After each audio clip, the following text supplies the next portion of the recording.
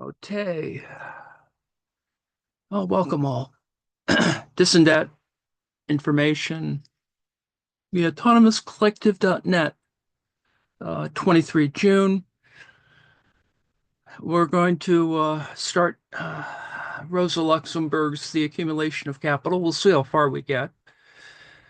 The reason why I chose this is because we cross present or show stream Class Unity's sessions on the war economy. And the last week, I think, readings are via Rosa Luxemburg's Accumulation of Capital. And so we'll sort of begin this. And fortunately, I think we have an audio book to so that you don't have to suffer with my reading it.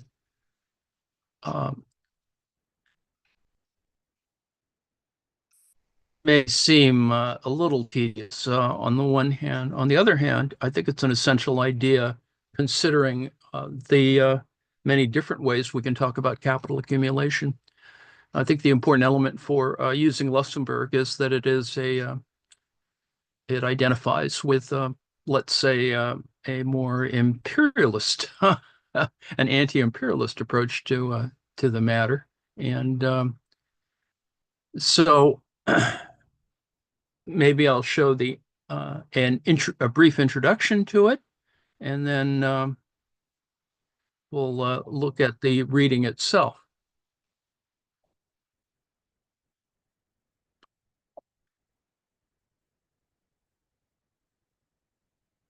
I included some videos and on Luxemburg and various approaches to Luxemburg.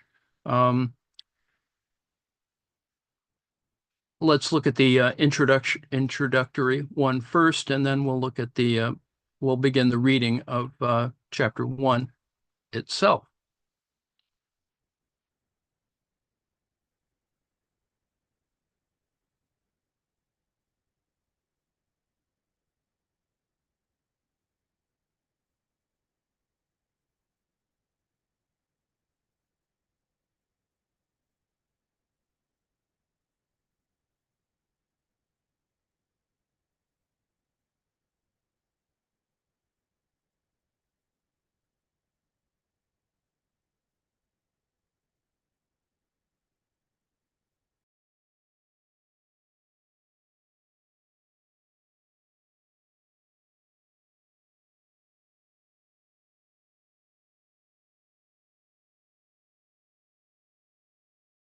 Rosa Luxemburg's The Accumulation of Capital, a critical analysis of capitalist expansion and imperialism. Rosa Luxemburg, a pioneering Marxist theorist and revolutionary, is best known for her insightful contributions to socialist thought and political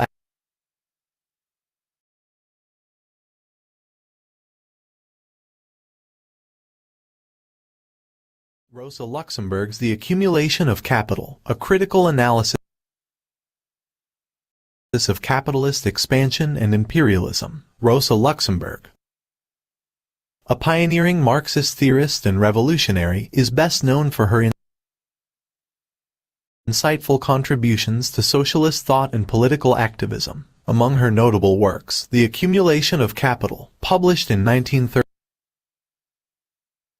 stands as a significant exploration of the economic dynamics of capitalism, its reliance on imperialism, and the intricate relationship between economic expansion and political power. In this detailed analysis, we delve into the multifaceted aspects of Luxemburg's The Accumulation of Capital, uncovering its key arguments, historical context, and lasting impact. 1. Historical context. The accumulation of capital emerged during a period of intense political and economic ferment in Europe. Luxemburg was an active participant in the socialist movement and a member of the Social Democratic Party of Germany. The work was published at a time when debates about imperialism, colonization, and the relationship between capitalism and global power dynamics were gaining prominence. 2. The problem of capitalist accumulation. At the heart of Luxemburg's analysis lies the question of how capitalism sustains its expansion over time. She challenged Karl Marx's theory of the tendency of the rate of profit to fall, which predicted internal contradictions within capitalism leading to its eventual downfall. Luxemburg argued that capitalist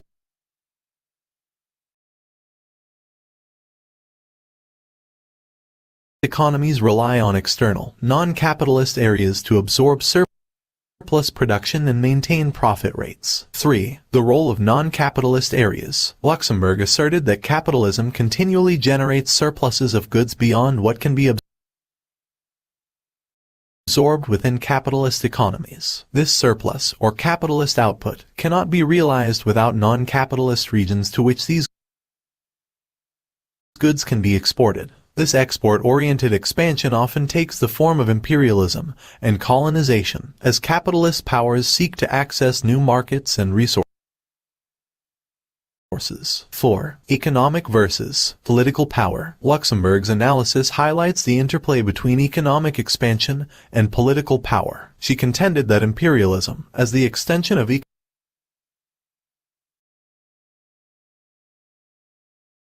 economic control over non-capitalist areas, is a means of securing the necessary conditions for capitalist accumulation. In this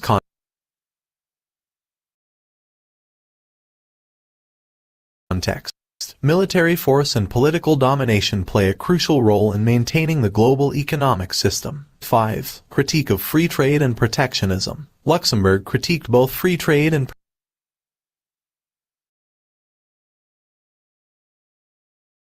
protectionism as inadequate solutions to the problem of capitalist overproduction. Free trade, she argued, assumes the presence of non-capitalist regions, while protectionism merely postpones the problem by restricting competition. In her view, both strategies fail to address the fundamental issue of surplus production within capitalism. 6. Impact on Marxist thought. The accumulation of capital sparked intense debates within Marxist circles. Luxemburg's departure from traditional Marxist economic theory and her emphasis on the role of imperialism challenged prevailing notions of capitalist development.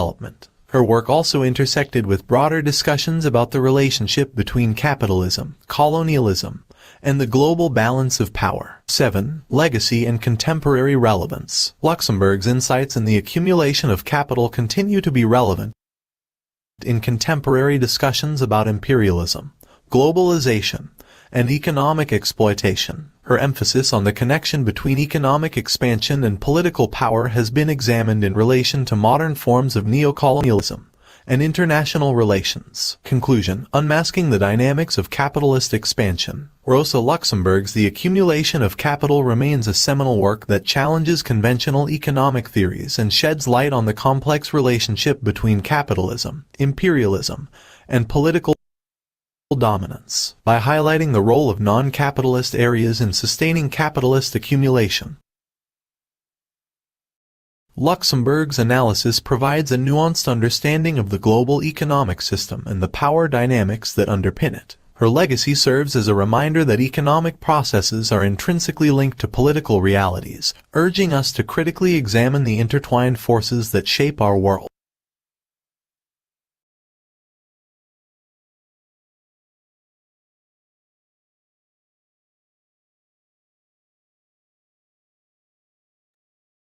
Sorry about the buffering.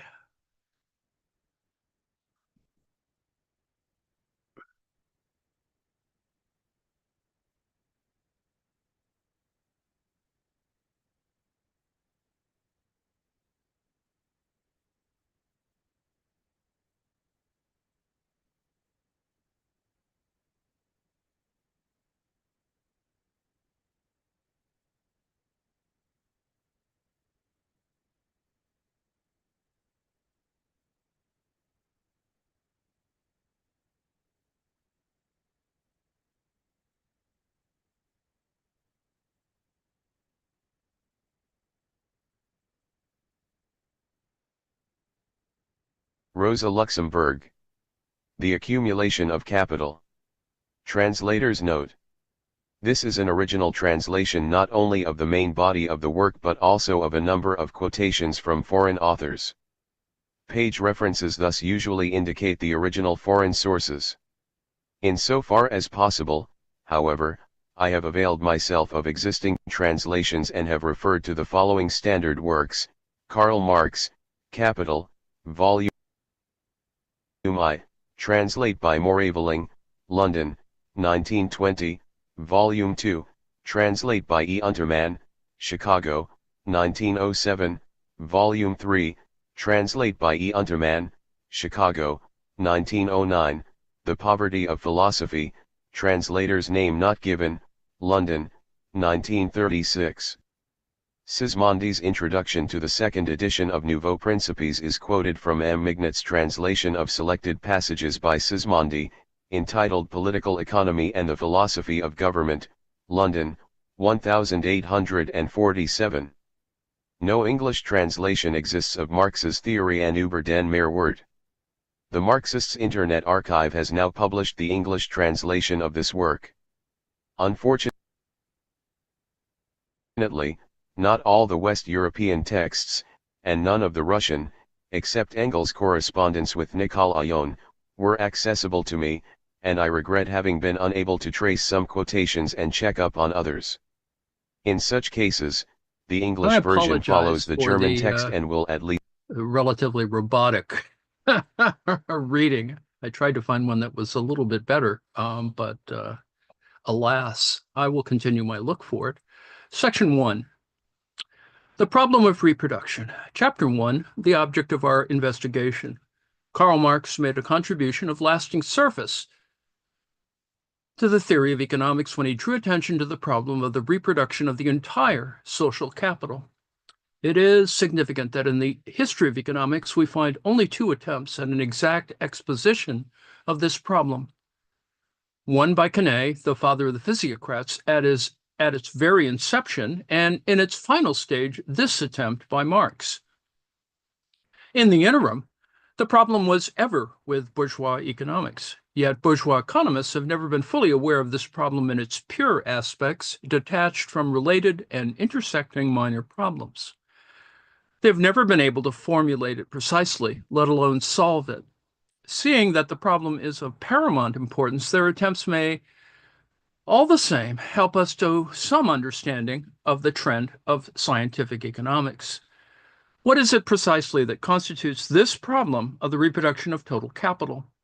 The literal meaning of the word reproduction is repetition, renewal of the process of production. At first sight, it may be difficult to see in what respect the idea of reproduction differs from that of repetition, which we can all understand why such a new and unfamiliar term should be required. But in the sort of repetition which we shall consider in the continual recurrence of the process of production, there are several distinctive features. First, the regular repetition of reproduction is the general sine qua non of regular consumption, which, in its turn, has been the precondition of human civilization in every one of its historical forms. The concept of reproduction, viewed in this way, reflects an aspect of the history of civilization. Production can never be resumed. There can be no reproduction unless certain prerequisites, such as tools, raw materials, and labor, have been established during the preceding period of production. However, at the most primitive level of man's civilization, at the initial stage of man's power over nature, this possibility to re-engage in production depended more or less on chance. So long as hunting and fishing were the main foundations of social existence, frequent periods of general starvation interrupted the regular repetition of production. Some primitive peoples recognized at a very early stage that for reproduction as a regularly recurring process, certain measures were essential. These they incorporated into ceremonies of a religious nature, and in this way they accepted such measures as traditional social commitments.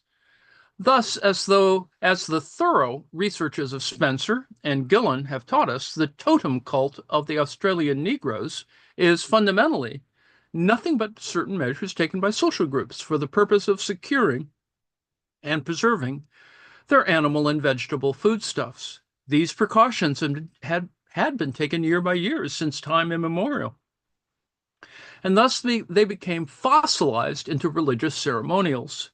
Yet the circle of consumption and production, which forms the essence of reproduction, became possible only with the invention of tillage with the hoe, with the taming of domestic animals, and with cattle raising for the purpose of consumption. Reproduction is more than mere repetition insofar as it presupposes a certain level of society's supremacy over nature, or, in economic terms, a certain standard of labor productivity. On the other hand, at all stages of social development, the process of production is based on the continuation of two different, though closely connected factors, the technical and social conditions on the precise relationship between man and nature, and that between men and men. Reproduction depends to the same degree on both these conditions. We have seen how reproduction is bound up with the conditions of human working techniques, how far it is indeed solely the result of a certain level of labor productivity. But the social forms of production prevailing in each case are no less decisive. In a primitive, communist, agrarian community, reproduction, as well as the whole plan of economic life, is determined by the community of all workers and their democratic organs. The decision to re-engage in labor, that is, the organization of labor, the provision of raw materials, tools, and manpower as the essential preliminaries of labor, the arrangement of reproduction, and the determination of its volume are all results of a planned cooperation in which everybody within the boundaries of the community takes his part. In an economic system based on slave labor or corvée, reproduction is enforced and regulated in all details by personal relations of domination. Here, the volume of reproduction is determined by the right of disposal held by the ruling elites over smaller or larger circles of other people's labor. In a society produced by capitalist methods, reproduction assumes a peculiar form, as a mere glance at certain striking phenomena will show us. In every other society known to history, reproduction recurs in a regular sequence as far as its preconditions. The existing means of production and labor power make this possible. As a rule, only external influences such as a devastating war or a great pestilence, depopulating vast areas of former cultural life, and consequently destroying masses of labor power and of accumulated means of production, can result in a complete interruption of reproduction or in its contraction to any considerable extent for longer or shorter periods. A despotic organization of the plan of production may on occasion lead to similar phenomena. When in ancient Egypt, pharaoh's will chained thousands of fellaheen for decades to the building of the pyramids, when in modern Egypt, Ismail Pasha ordered 20,000 fellaheen to forced labor on the Suez Canal, or when about 200 years before Christ, the Emperor Shi Huangdi, the founder of the Qin dynasty, allowed 400,000 people to perish of hunger and exhaustion, and thus sacrificed a whole generation to his purpose of consolidating the Great Wall at China's northern frontier. The result was always that vast stretches of arable land were left fallow, and that regular economic life was interrupted for long periods. In all these cases, the causes of these interruptions of reproduction obviously lay in the one-sided determination of the plan of reproduction by those in power. Societies which produce according to capitalist methods present a different picture. We observe that in certain periods, all the ingredients of reproduction may be available, both labor and means of production. And yet, some vital needs of society for consumer goods may be left unfulfilled. We find that in spite of these resources, reproduction may in part be completely suspended and in part curtailed. Here, it is no despotic interference with the economic plan that is responsible for the difficulties in the process of production. Quite apart from all technical conditions, reproduction here depends on purely social considerations. Only those goods are produced which can with certainty be expected to sell, and not merely to sell, but to sell at the customary profit. Thus, profit becomes an end in itself, the decisive factor which determines not only production, but also reproduction. Not only does it decide in each case what work is to be undertaken, how it is to be carried out, and how the products are to be distributed, what is more, profit decides also at the end of every working period whether the labor process is to be resumed, and if so, to what extent and to what direction it should be made to operate. In capitalist society, therefore, the process of reproduction as a whole constitutes a peculiar and most complicated problem in consequence of these purely historical and social factors. There is, as we shall see, an external characteristic which shows clearly the specific historical peculiarity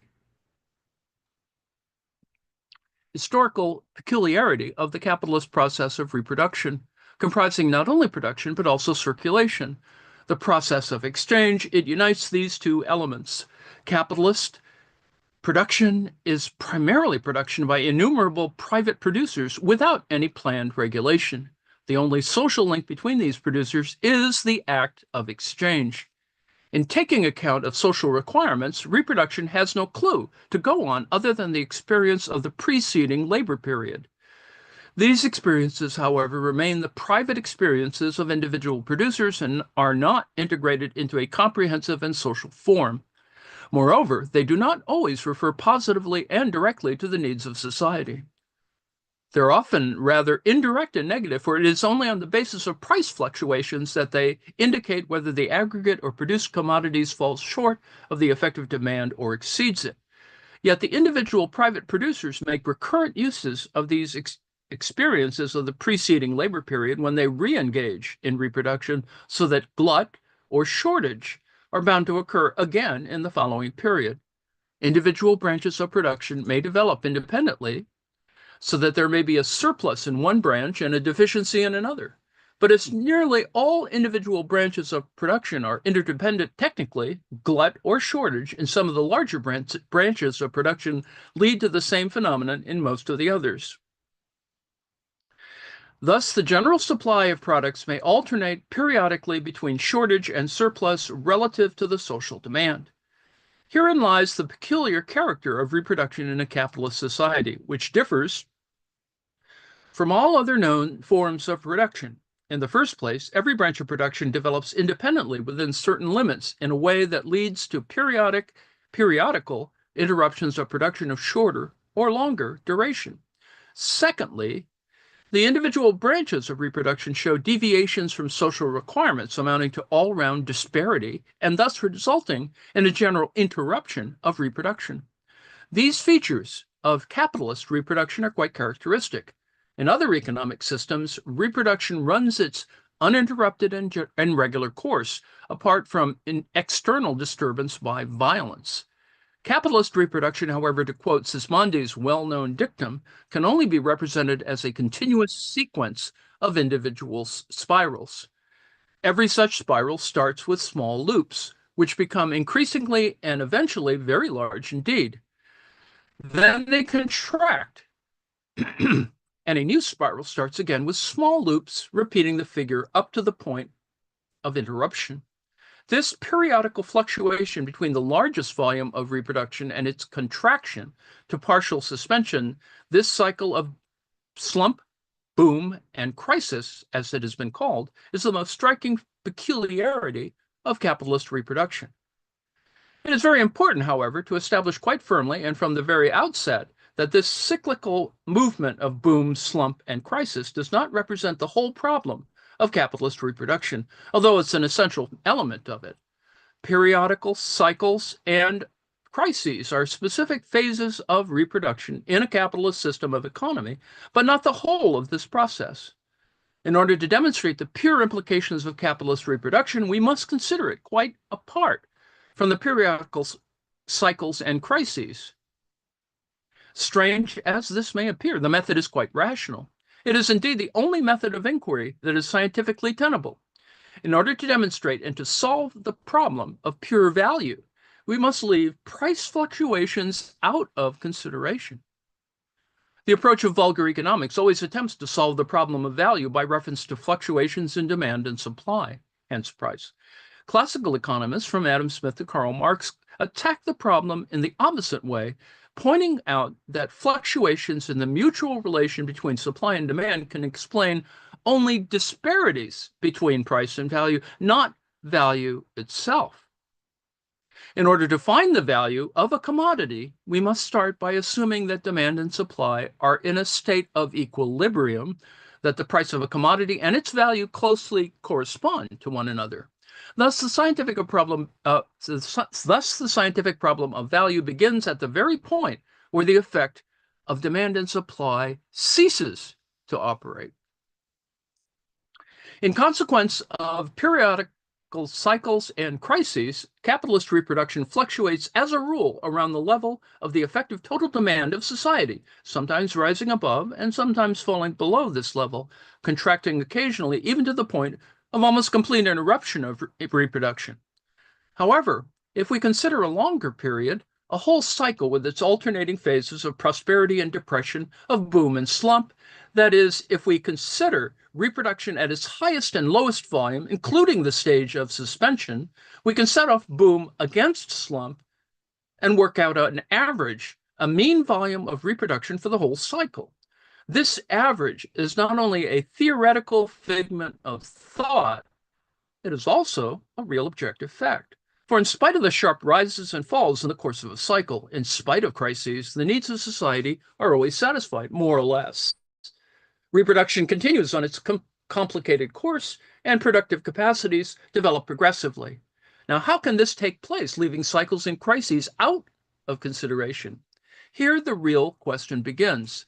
The attempt to solve the problem of reproduction in terms of the periodical character of crises is fundamentally a device of vulgar economics, just like the attempt to solve the problem of value in terms of fluctuations in demand and supply.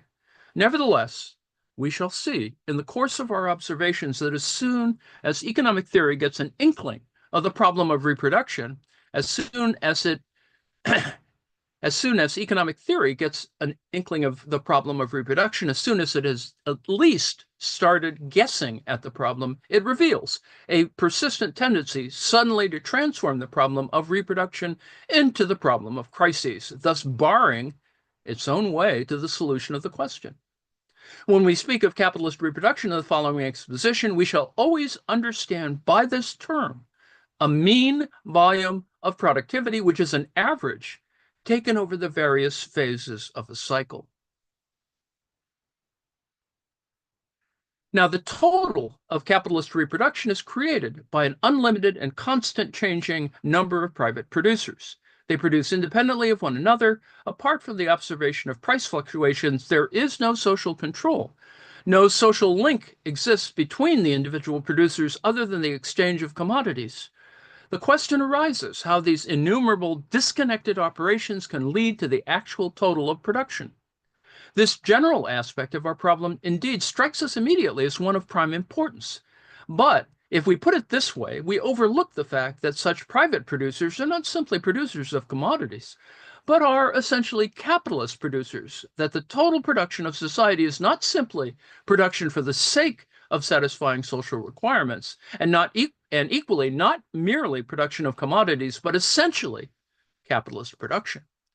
Now let us examine our problem anew in the light of this fact. A producer who produces not only commodities but capital must above all create surplus value. The capitalist producer's final goal, his main incentive, is the production of surplus value. The proceeds from the commodities he has manufactured must not only recompense him for all his outlay, but in addition they must yield him a value which does not correspond with any expense on his part and is pure gain. If we consider the process of production from the point of view of the creation of surplus value, we see that the capital advanced by the capitalist is divided into two parts.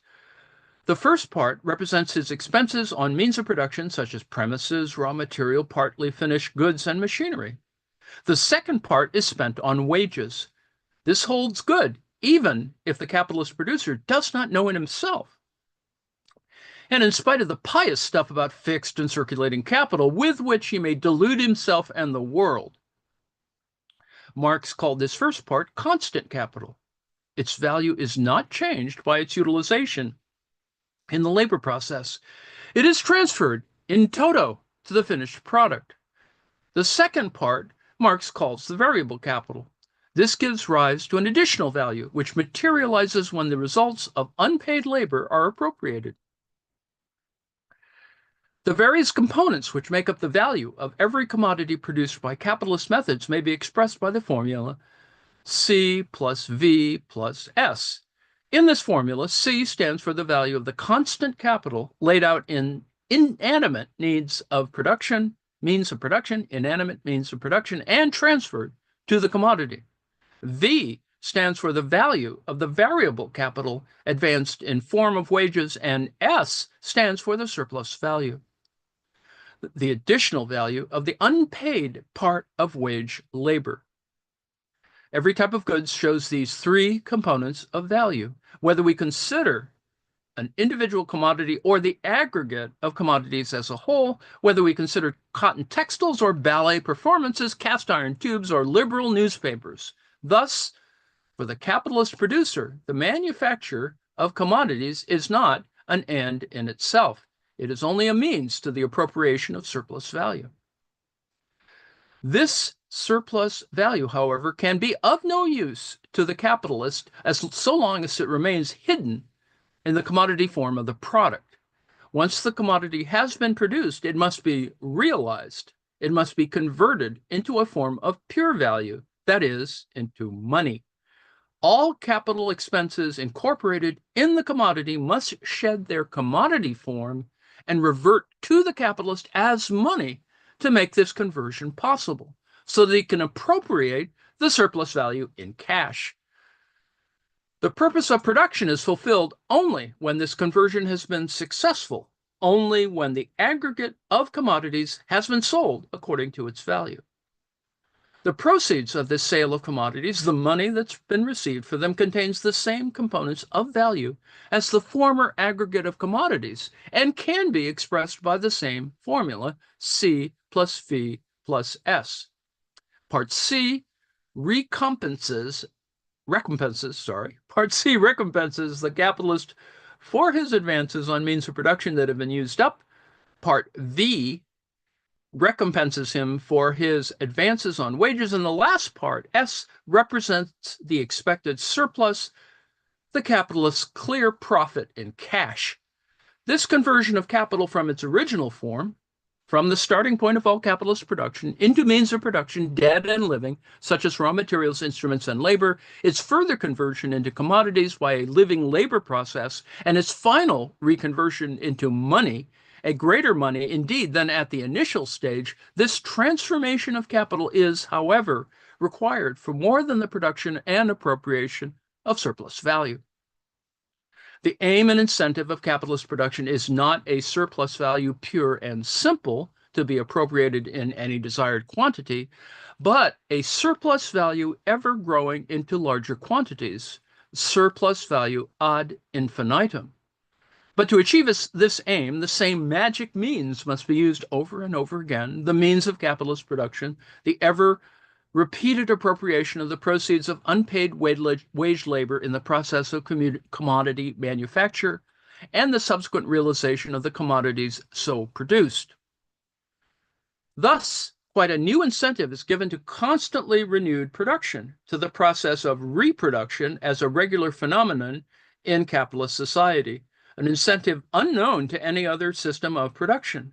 In every other economic system known to history, reproduction is determined by the unceasing need of society for consumer goods, whether they're the needs of all the workers determined in a democratic manner, as in an agrarian and communist market community, or the despotically determined needs of an antagonistic class society, as in an economy of slave labor or corvée and the like. But in a capitalist system of production, it is not consideration of social needs which actuates the individual private producer, who alone matters in this connection. His production is determined entirely by the effective demand, and even this is to him a mere means for the realization of surplus value, which for him is indispensable. Appropriation of surplus value is his real incentive, and production of consumer goods for the satisfaction of the effective demand is only a detour when we look to the real motive, that of appropriation of surplus value, although for the individual capitalist it is also a rule of necessity. This motive, to appropriate surplus value, also urges him to re-engage in reproduction over and over again. It is the production of surplus value which turns reproduction of social necessities into a perpetuum mobile, or mobile. Reproduction, for its part, can obviously be only resumed when the products of the previous period, the commodities, have been realized, and that is, converted into money. For capital, in the form of money, in the form of pure value, must always be the starting point of reproduction in a capitalist system. The first condition of reproduction for the capitalist producer is thus seen to be a successful realization of the commodities produced during the preceding period of production. Now we come to a second important point. Under a system of private economy, it is the individual producer who determines the volume of reproduction at his discretion. His main incentive is appropriation of surplus value, indeed an appropriation increasing as rapidly as possible. An accelerated appropriation of surplus value, however, necessitates an increased production of capital to generate this surplus value. Here, a large-scale enterprise enjoys advantages over a small one in every respect.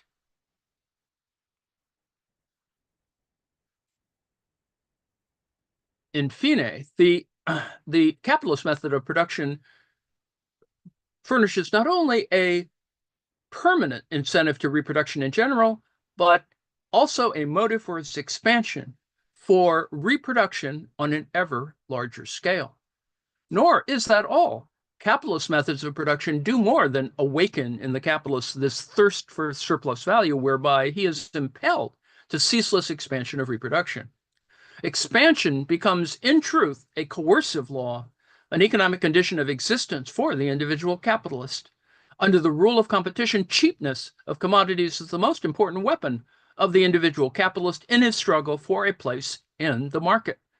Now, all methods of reducing the cost of commodity production permanently amount in the end to an expansion of production, excepting those only which aim at a specific increase in the rate of surplus value by measures such as wage cutting or lengthening the hours of work. As for these latter devices, they are, as such, likely to encounter many obstacles. In this respect, a large enterprise invariably enjoys advantages of every kind over a small or medium concern. They may range from a saving in premises, or instruments in the application of more efficient means of production, an extensive replacement of manual labor by machinery, down to a speedy exploitation of a favorable turn of the market so as to acquire raw materials cheaply. Within very wide limits, these advantages increase in direct proportion to the expansion of the enterprise. Thus, as soon as a few capitalist enterprises have been enlarged, competition itself forces all others to expand likewise.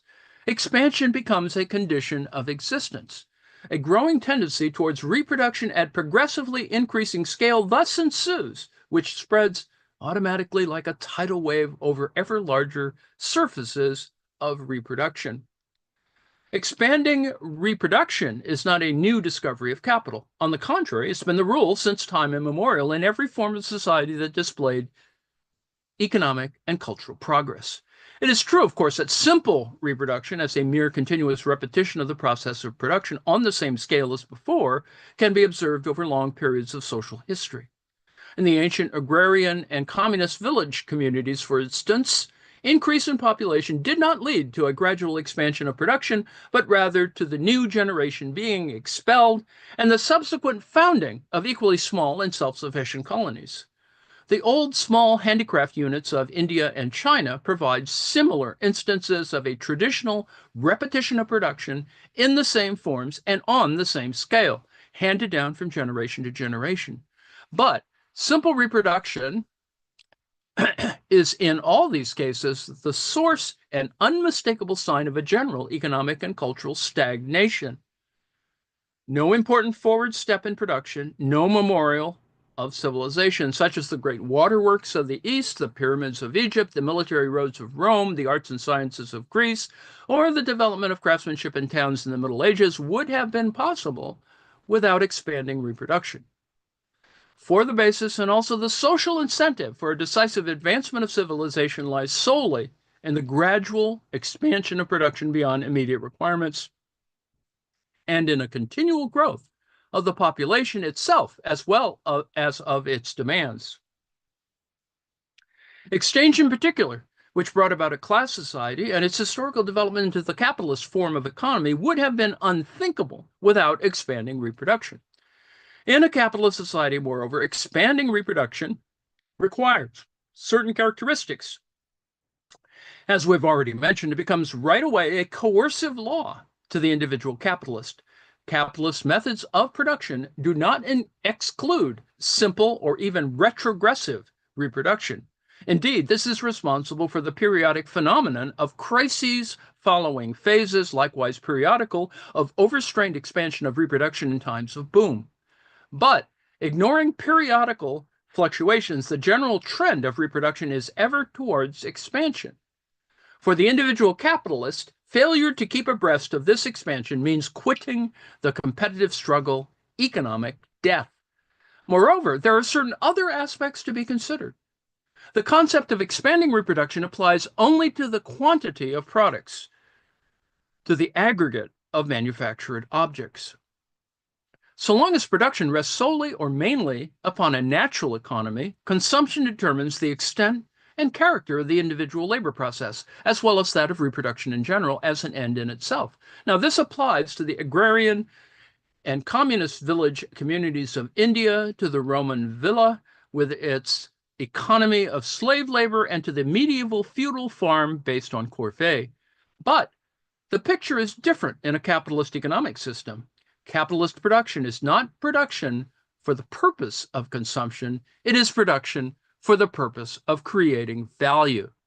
The whole process of production, as well as of reproduction, is ruled by value relationships. Capitalist production is not the production of consumer goods, nor is it merely the production of commodities. It is preeminently the production of surplus value. Expanding reproduction from a capitalist point of view is expanding production of surplus value, although it takes place in the forms of commodity production and is thus, in the last instance, the production of consumer goods. Changes in the productivity of labor during the course of reproduction cause continual discrepancies between these two aspects. If productivity increases, the same amount of capital and surplus value may represent a progressively larger amount of consumer goods. Expanding production, understood as the creation of a greater amount of surplus value, need not, therefore, necessarily imply expanding reproduction in the capitalist meaning of the term. Conversely, capital may, within limits, yield a greater surplus value in consequence of a higher degree of exploitation, such as is brought by wage cutting and the like, without actually producing a greater amount of goods. But in both cases, the surplus value has a twofold aspect. It is a quantity of value as well as an aggregate of material products, and from a capitalist point of view, its elements in both instances are thus the same. As a rule, an increased production of surplus value results from an increase of capital brought about by addition of part of the appropriated surplus value to the original capital. No matter what this capitalist surplus value is used for, the expansion of an old enterprise, or for founding a new one, an independent offshoot. Capitalist expanding reproduction thus acquires the specific characteristics of an increase in capital by means of a progressive capitalization of surplus value, or as Marx has put it, by the accumulation of capital. The general formula for enlarged reproduction under the rule of capital thus runs as follows. C plus V plus S divided by X plus S prime. Here, S over X stands for the capitalized part of the surplus value appropriated in an earlier period of production. S prime stands for the new surplus value created by the increased capital. Part of this new surplus value is capitalized again, and expanded reproduction is thus, from the capitalist point of view, a constantly flowing process of alternate appropriation and capitalization of surplus value. So far, however, we've only arrived at a general and abstract formula for reproduction. Let us now consider more closely the concrete conditions which are necessary to apply this formula. The surplus value, which has been appropriated after it has successfully cast off its commodity form in the market, appears as a given amount of money. This money form is the form of its absolute value, the beginning of its career as capital. But as it is impossible to create surplus value with money, it cannot, in this form, advance beyond the threshold of its career. Capital must assume commodity form, so that the particular portion of it which is earmarked for accumulation can be capitalized. For only in this form can it become productive capital, that is, capital begetting new surplus value. Therefore, like the original capital, it must again be divided into two parts: a constant part, comprising the inanimate means of production, and a variable part, the wages. Only then will our formula C plus V plus S apply to it in the same way as it applied to the old capital. But the good intent of the capital to accumulate, his thrift and abstinence, which make him use the greater part of his surplus value for production instead of squandering it on personal luxuries, is not sufficient for this purpose.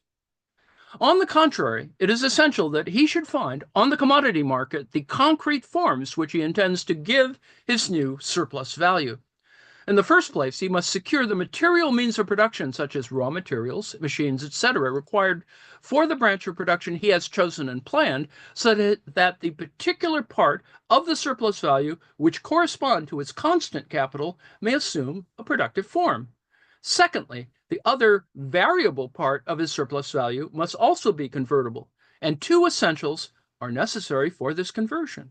Of first importance, the labor market must offer a sufficient quantity of additional labor. And secondly, as the workers cannot live on money alone, the commodity market too must offer an additional amount of provisions, which the workers newly to be employed may exchange against the variable part of the surplus value that they will get from the capitalist. All these prerequisites found, the capitalist can set his capitalized surplus value to work and make it, as operating capital, beget new surplus value. But still, his task is not completely done. Both the new capital and the surplus value produced still exist for the time being in the shape of an additional quantity of some commodity or other.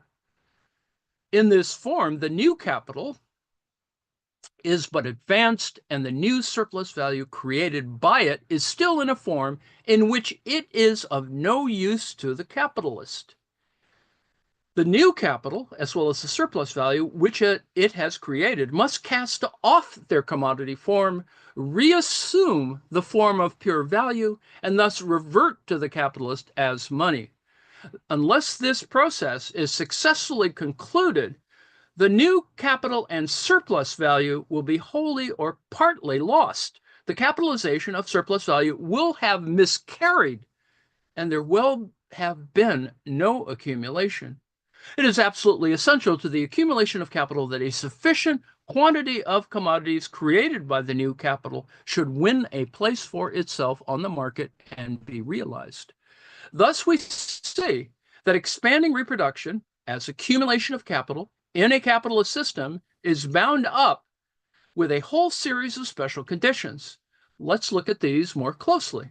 The first condition is that production should create surplus value, for surplus value is the elementary form in which alone increased production is possible under capitalist conditions.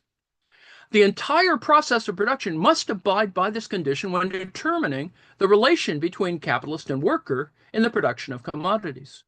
Once this first condition is given, second,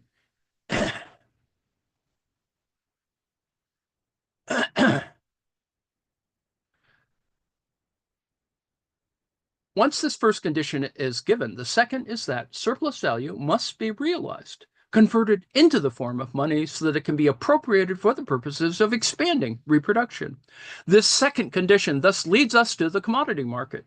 Here, the hazards of exchange decide the further fate of the surplus value and thus the future of reproduction. The third condition is as follows. Provided that part of the realized surplus value has been added to capital for the purpose of accumulation, this new capital must first assume its productive form of labor and inanimate means of production. Moreover, that part of it which had been exchanged for labor must be converted into provisions for the workers. Thus, we are led again to the markets of labor and commodities. If all these requirements have been met, and enlarged reproduction of commodities has taken place, a fourth condition must be added. The additional quantity of commodities representing the new capital plus surplus value will have to be realized, that is, reconverted into money. Only if this conversion has been successful can it be said that expanding capitalist reproduction has actually taken place. This last condition leads us back to the commodity market. Thus, capitalist production and reproduction imply a constant shifting between the place of production and the commodity market, a shuttle movement from the private office and the factory, where unauthorized persons are strictly excluded, where the sovereign will of the individual capitalist is the highest law, to the commodity market, where nobody sets up any laws and where neither will nor reason assert themselves. But it is this very license and anarchy of the commodity market which brings home to the individual capitalist that he is dependent on society, upon the entirety of its producing and consuming members. The individual capitalist may need additional means of production, additional labor and provisions for these workers in order to expand reproduction, but whether he can get what he needs depends on factors and events beyond his control, materializing, as it were, behind his back. In order to realize his increased aggregate of products, the individual capitalist requires a larger market for his goods, but he has no control whatever over the actual increase of demand in general, or of the particular demand for his special kind of good. The conditions we've enumerated here, which all give expression to the inherent contradiction between consumption and private production and their social interconnection, are nothing new, and it's not only at the stage of reproduction that they become apparent. These conditions express the general contradiction inherent in capitalist production. They involve, however, particular difficulties as regards the process of reproduction for the following reasons. With regard to reproduction, especially expanding reproduction, the capitalist method of production not only reveals its general fundamental character, but what is more, it shows in the various periods of production a definite rhythm within a continuous progression, the characteristic interplay of individual wills. From this point of view, we must inquire in a general way how it is possible for every individual capitalist to find on the market the means of production and the labor he requires for the purpose of realizing the commodities he has produced. Although there exists no social control whatever, no plan to harmonize production and demand.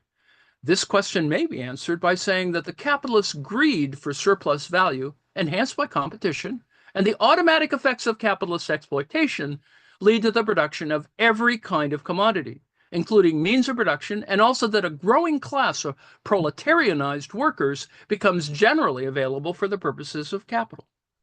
On the other hand, the lack of a plan in this respect shows itself in the fact that the balance between demand and supply in all spheres can be achieved only by continuous deviations, by hourly fluctuations of prices, and by periodical crises and changes of the market situation. From the point of view of reproduction, the question is a different one. How is it possible that the unplanned supply in the market for labor and means of production and the unplanned and incalculable changes in demand nevertheless provide adequate quantities and qualities of means of production, labor, and opportunities for selling which the individual capitalist needs in order to make a sale?